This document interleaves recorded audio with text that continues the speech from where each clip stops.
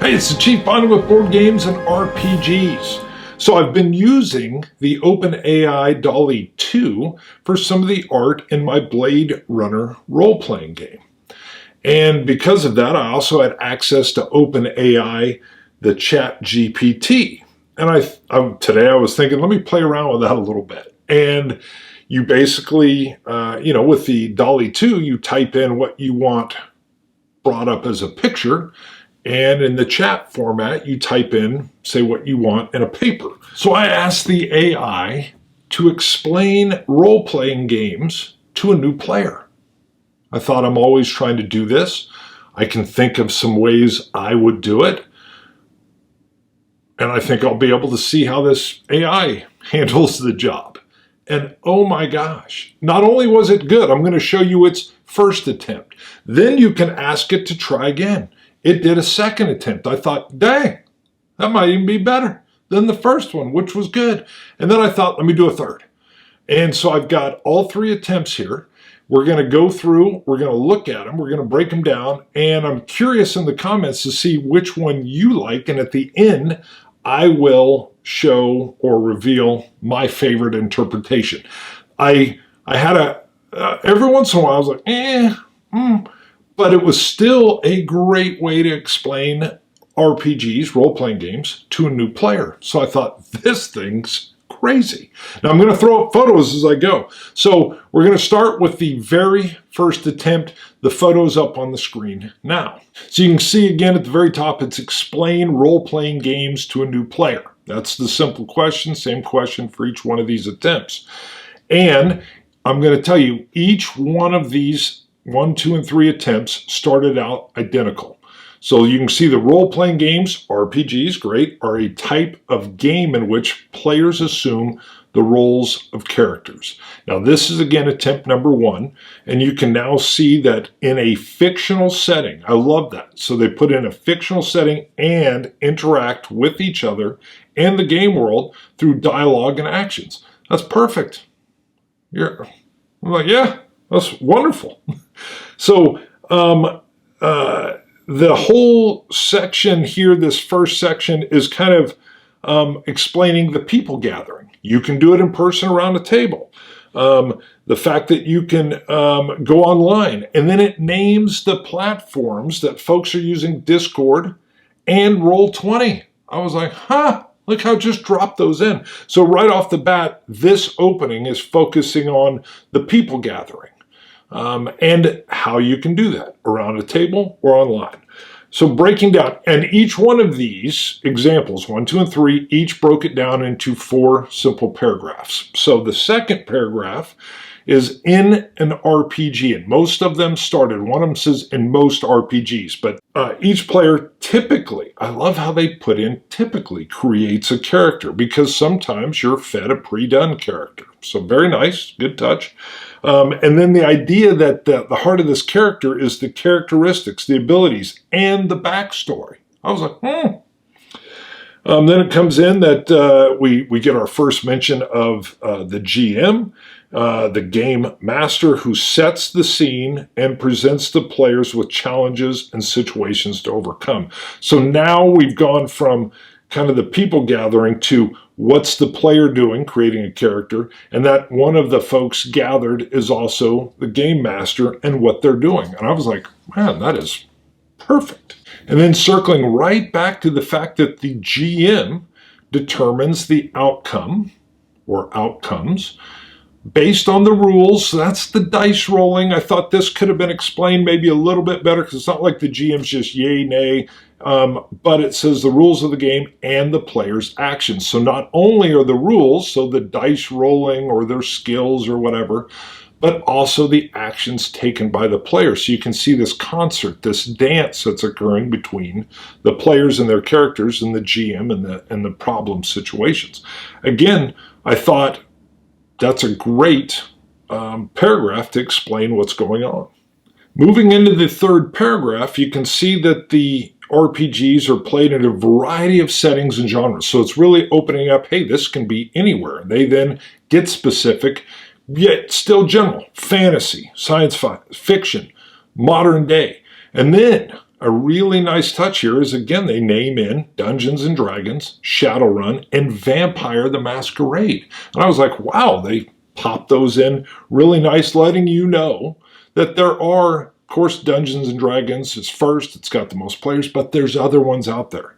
And then coming into the fourth paragraph, the wrap up, overall RPGs are fun and interactive. So players imagine and explore different worlds and characters. So you got that exploration, both of setting and of character, and engage in collaborative storytelling with their friends. So they're with their friends and it's collaborative. And I was like, And I almost didn't hit try again because I was like, that's really good. And then I thought, try again. So this AI will do this again. And I thought that was good. How would they do it different? Well, boom. Let's go on to number 2. All right, so now we're looking at number 2, and they've got some very interesting things here. This is what stunned me. So we see the same open. Role-playing games, RPGs, are a type of game in which players assume the roles of characters and act out their actions. So this is the first unique difference here, that this is talking about acting out their actions. Very interesting. I was like, So in the first one, we had them focusing more on the fictional setting and that you're interacting with each other in a game world. Here, it's you're acting out the character's actions within a fictional setting. So still similar, but you've got that acting element. Then they get into, and it's the AI, that the setting can be anything from a historical period, okay, that throws all the past open, to futuristic sci-fi world, and the characters can be any type of person, creature, or being. I really, really like that because I was like, wow. So not only have we covered all of the past to all of the future, but that the characters can be any type of person, creature, or being. Right off the bat, I'm just going to let you know, I like that first opening paragraph a little bit better. If I was going to pick, that would be my opening paragraph. I liked how it emphasized the acting and it throws the door all the way open with past to future. And then it lets you know that it's not just a person. It could be a creature or some kind of being. And now you're limitless. So I'll just spoil. That's my preferred open right there. So on the AI's second attempt, we're moving to that second paragraph, and that second paragraph opens exactly the same as the first attempt in an RPG, but here they slide and say instead of each player, which is what the very first one said, we have one player usually takes on the role of game master or DM in quotes, and then explains that that's short for dungeon master. I like that. So it's starting off with the game controller and letting you know that that's a game master, or in the nerd parlance, dungeon master. And that I think newcomers would be like, yeah, I've heard of the dungeon masters before. And then it lets you know what their responsibility is. So they're responsible for creating an overall story. Now, here's where I got a question mark. I wouldn't have that in there. I think I like the second part, which is they're responsible for creating the setting as well as controlling non-player characters. I think the story is more of the collaboration between the DM, GM, and the players. So it's the only part I would clarify here, is that I didn't like this creating the overall story. I get it, and that would be just, I would snip that out. But then, of course, they're controlling all the non-player characters, and they explain NPCs. Beautiful. Nowhere else and when we get to the third one, are they talking about NPCs. So I like that that's in there. This one I thought was the second paragraph. Really, it's the only one that's explaining GM, DM together and then hitting on the NPCs. And then we get into the other players. So everybody that's not the GM, the other players each create their own character. So it gets very individualized, very personalized. And then the fact that with those individual characters, they decide how their characters will act, respond to the situations, challenges that are presented again by the game master. I love that. Opening up with the game master, NPCs included, DM included, what the characters are doing, but then coming right back to the game master and that they're presenting situations and challenges. I just love how that popped back and forth. Going into the third paragraph, RPGs can be played in person. So this is kind of hearkening back to the setting in the very first attempt. They can be played in person. They can be played around the table, online, video conferencing, virtual tabletop. And then we get into many RPGs also use dice to determine outcome of certain actions. So this is the first time we've had the dice mentioned directly. Again, high note, I liked it, that the dice determine the outcomes of certain actions, such as attacking an enemy or trying to pick a lock. Pick a lock. So folks that are brand new are like, okay, yeah, combat, but oh, picking a lock? So doing something dexterous maybe. Interesting. So I like that add in there as well. And then the final paragraph, RPGs are known, and this is going to be very similar to the first one. They're known for their collaborative storytelling and allowing players to explore, like the exploring, different character roles and scenarios. I love that it's not just the scenario, it's the exploration of the character role. Beautiful. They can be great for building teamwork and social skills, nice, and providing, again, fun, immersive, shared experience with friends. Moving on to the third one, and maybe I've gone too far. Maybe I didn't need a third one. You'll see. You'll pick which one you like the most. I think you might have a feeling, but so we have, again, the same open. Role-playing games, RPGs, are a type of game where players assume the roles of characters and interact with each other and the game world through dialogue and action. I like that. I like the fact that they're covering the interaction of both each other and this fictional world, and that it's done with dialogue and action. Very nice. The game is usually guided by a game master who creates the world and the story, again with creating the story. I think that's a misnomer and helps to facilitate the game. I would say facilitates the game.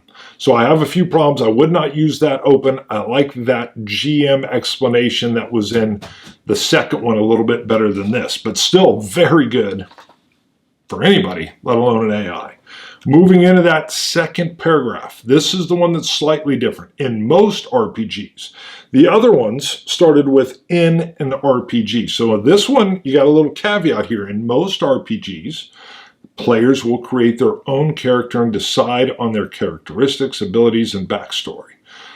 Nice, and okay. The GM will then present the players with a setting and a scenario. I actually really like that sentence.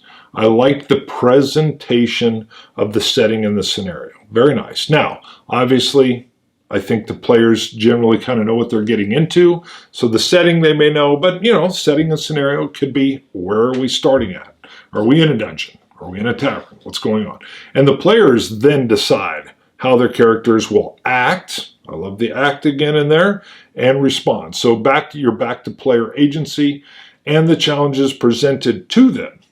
The game often involves problem solving, love it, teamwork, and decision making, as well as combat and other challenges. So that harkens back to kind of the final paragraph wrap up in the second one. It's not a bad place for it. RPGs, moving into the third paragraph, RPGs can be played in person with players sitting around a table, rolling dice. So there's our dice mentioning, and we're again talking about setting. And it's going to wrap back in with they can also be played online with players communicating through chat or voice. This is decent. I actually liked the very first example that was set in the first paragraph of example 1, where they even referenced Discord and Roll20. I think if I was going to explain this section, that's how I would do it. But this section goes on, explaining there are many different types of RPGs. So this is, again, a great way to get in and explain. Fantasy, okay. I think some people, brand new, they don't quite know what the definition of fantasy is. So again, in the second example, I like the the past, everything historical and everything sci-fi in the future, but I get the use of fantasy as they're coming in. So including fantasy, sci-fi, and modern day settings. I don't know. What do you think? Maybe that's a better explanation. As well as games that focus on, and this is my favorite part of the third iteration, games that focus on different aspects of the game, such as combat, role-playing, ROLE, and puzzle solving. So this is the first time we've gotten into where that some games will have a stronger focus on the combat, or the role, the acting, or solving a problematic puzzle. I love that section. If I was going to put together my perfect one, which none of these were perfect, although I have my favorites, I would pluck this out and use this in my own amalgamation. Then the wrap up is very similar here. We kind of get into, I bullet pointed it on the side of my sheet as I was taking notes, but overall RPGs are a fun and immersive way. So again, we're getting into what now I call the bullet points. Engage in storytelling, so that you're going to see that before is collaborative storytelling, problem solving with friends, okay, and can be a great way to socialize and have fun while using your imagination. Decent finish. Not bad. So, which one of these three do you like best? I've had them up on the screen. You were able to read them on your own. For me, this wrap up here with collaborative storytelling, I use that all the time. When someone asks me, you do role playing? Yeah, I love the collaborative storytelling. It can't really be done anywhere else other than maybe a group of writers working together or something. And the idea that the players are both exploring territory here and their inner character, I love that. And then we get right back into the bullet points of building teamwork, social skills. It's fun and immersive shared experience for friends. So that is why number 2 was my favorite. But again, put in the comments what was your favorite and how do you think the ChatGPT OpenAI did in explaining role-playing games to a new player. Man, I think they did really well on all 3. And we're talking like 6 or 7 seconds. Pop. And I'm like, whoa, how good is this going to be? Good. If you like this one, I might play around, maybe someone else already has, and see how much more technical can this get if we were to up it. But this explanation for a new player, I thought all 3 of these are great. 2's just a little bit better. All right, see you guys. Hopefully you like it. Don't forget, subscribe, hit the thumb. I do lives on occasion. So if you want to know, I do a lot of interviews. I've got one coming up this coming weekend. Whenever you watch this, I usually have something going on the weekend. See you guys. Bye.